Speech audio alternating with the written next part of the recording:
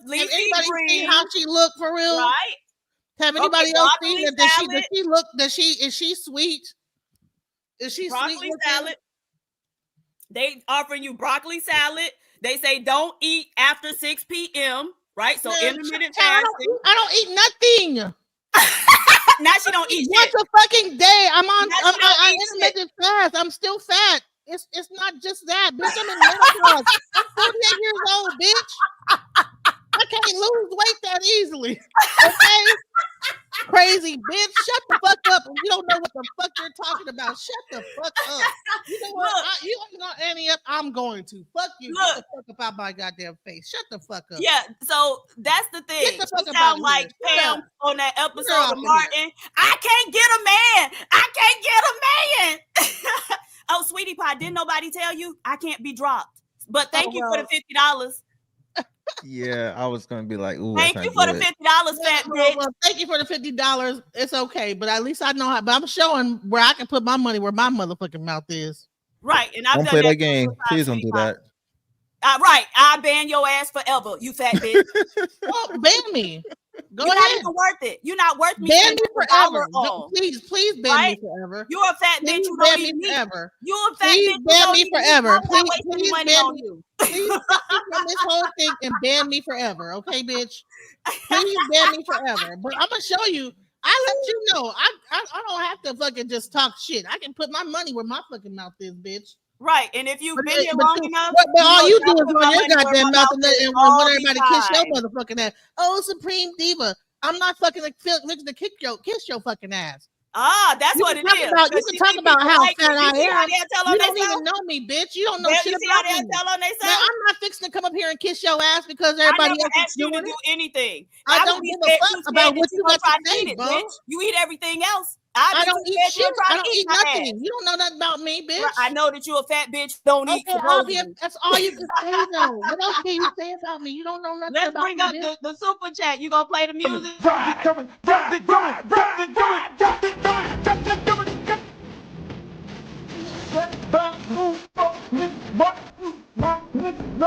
Ain't nothing but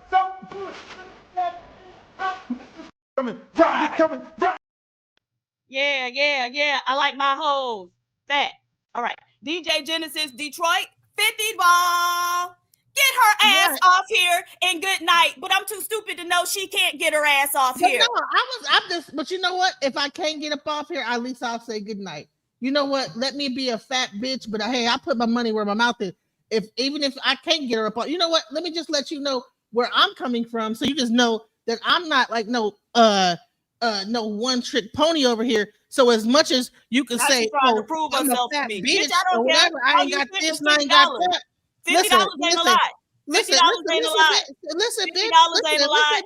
Listen, bitch. $50 ain't a lot. Listen, bitch. I don't fucking have to. $50 ain't a lot. Let me just say this. $50 ain't a lot. I'll take some gas money. $50 ain't a lot. Thank you for allowing me. Shut up. Shut up. $50 ain't a lot. Hey, Captain coming. $50 ain't a lot. Prove yourself, bitch. Continue to prove yourself, fat bitch, and that's why you fat. I'm gonna say this. Listen. Just let me say this one last thing. I'm gonna say this one last thing.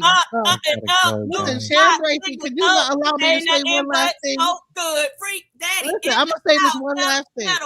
This has been really nice. I've been loving coming on your channel. I like my and hoes. loving coming on your panel, and it's been a wonderful experience. I gotta go, guys. Take care. Be blessed. It's a great experience. Good night. I will say, this will be my last time. Spend another but 50, I showed bitch. you. I put my money where my mouth is. Spend another 50, bitch. This that ain't nothing. $100 ain't shit. $100 ain't shit. Peace out. Spend another one, fat bitch.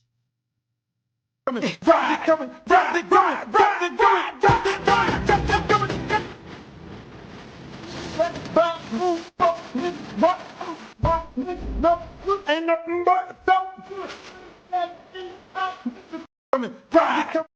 Yeah. All right. DJ Genesis Detroit. Another 50 ball. You stupid bitch. Yeah. If you sitting here trying to prove yourself. And the whole thing was that she saw how people responded to me when I came back and the fat bitch was jealous. Because that's where it all came from. She pulling up shit from last week. Oh, and your fake lawyer. You a fake lawyer. If you let a bitch talk long enough, they'll tell you exactly what they thinking.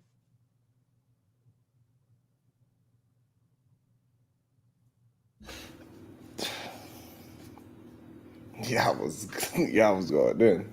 Oh, I don't think Beige Lives Matter know who I am. Sweetie Pie, ain't no destitute mattresses over here. Like I said, $100 ain't shit.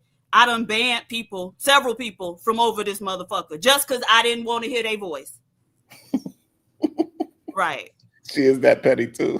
I am. Just because I don't. But see, I wouldn't even waste money on a fat bitch like her. Sheesh. Yeah, Miss, I don't even eat. I eat once a day, and I'm still fat.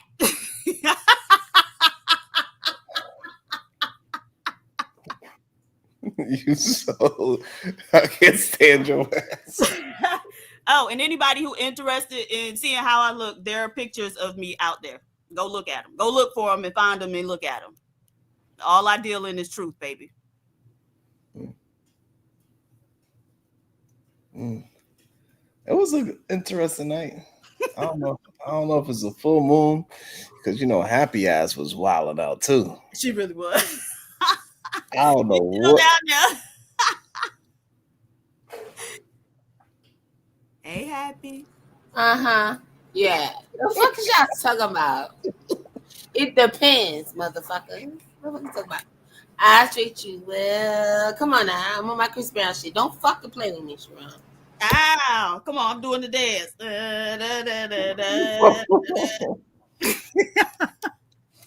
But we definitely back and we tearing shit up, clearly. I can't believe Drip did that to herself, but hey, it is what it is. Y'all gonna start listening to me. I got a gift. He do got some strange color eyes, don't he? Ain't he green? Do we? No, I never really. Oh, okay. It look like it might be. Maybe it's just Chinese chinky. I don't know. But I hope he can get past it. It is what it is. Hopefully. Till you do right by me, everything you even think about gonna crumble, nigga.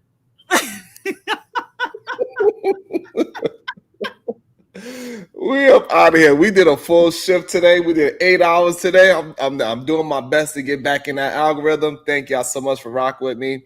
Shout out to everybody. Shout out to DJ Genesis being a sponsor of the show. Shout out to you, girl. Thank you so much. Go call your what the name Weight Watcher sponsor, bitch, and get on the phone with them right now. Nothing wrong with being. Hype me up. Let me.